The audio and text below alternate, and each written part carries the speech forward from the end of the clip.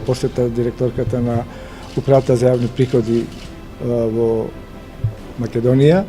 господја Сајна Лукаревска, заедно со стручната екипа, каде што денеска посебност ги посетивме тутунскиот комбинат во Прилеп и јавното комунално предпријатие Комуналец. А посебно ми е драго што ја одржавме денешната средба тука со представници од компаниите и представници од здруженија, спортски здруженија и спортски клубови и поединечни спортисти, каде што беше објаснато од Управата за јавни приходи и презентацијата беше во сушност да им се олесни на спортистите и на спортските клубови како да дојдат до дадена финансиска поддршка од компаниите. Имено, суштината на овој закон што се предлага преку патна ваучери, да дел од данокот на добивка, што треба да го платат компаниите, еден дел плаќаат на спортските клубови. Значи, тие ништо не губат, ниту само сакаат, имаат желба, ако имаат желба да им помогнат на клубовите и на спортските клубови и на спортистите поединечно, само нивна е желбата да одделување на еден дел од данокот на добивка, од тој данок 40 или 50% во зависот од кој спорт е, и мислам дека голем дел од компаниите тоа го прават, им помагаат на спортистите, а на прашањето што ми го поставивте вие мене, дека е недоволно она што издвојува општината за сите спортисти, точно е тоа така, тоа се огромни средства што треба да ги издвои општината за да ги задоволи сите потребни финансиски средства на сите клубови, издруженија и спортисти во градот. Во рамките на можностите, тоа општина Прилеп го правеше оваа година, јас на овој состанок кажав за следната година, тој финансиски дел ќе го удвостручиме, значи ќе биде дупло повеќе од годинава и сепак нема да биде доволно за сите здруженија да им се исполнат желбите, да кажем, тоест потребите за целокупното работење за тој клуб или поединец во текот на една година. Ама мислам дека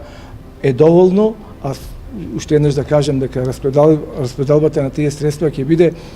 адекватно и фер распределба на сите тие спортски клубови или поединци и спортисти.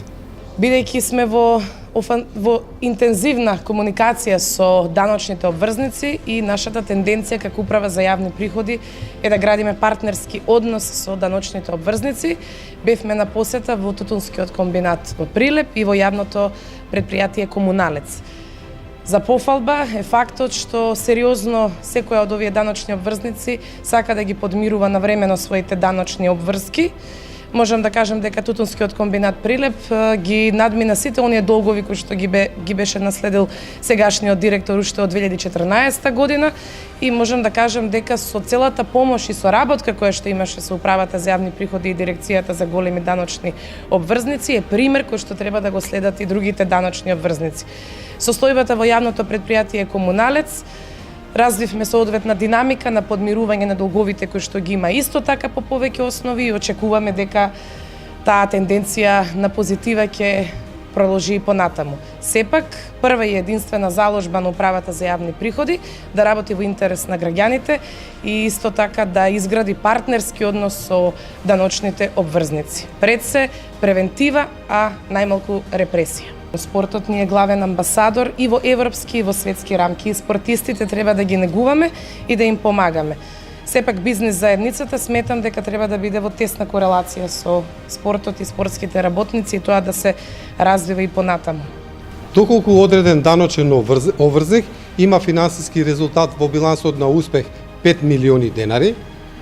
а донираните средства во спортот, да речеме во ракометен клуб, изнесува 100.000 денари. Значи, даночна основица ќе представува 5 милиони и 100.000 денари. Бидејќи во донирање на финансиски средства кај ракометните клубови изнесува намалување на пресметаниот данок од добивка за износот на дадената донација, но најмногу до 40%. Ако земеме да пресметаме дека даночната основица ќе се помножи со 10% со стапката за данок на добивка, тоа значи дека 510.000 представува пресметан данок на добивка.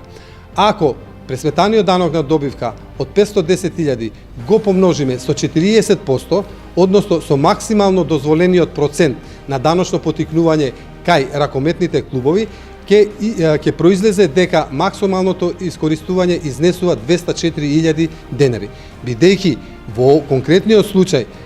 даночниот обврзник донирал 100.000 средства, тоа значи дека во овој случај ќе бидат искористени 100% донираните средства како намалување на пресметаниот данок на добивка.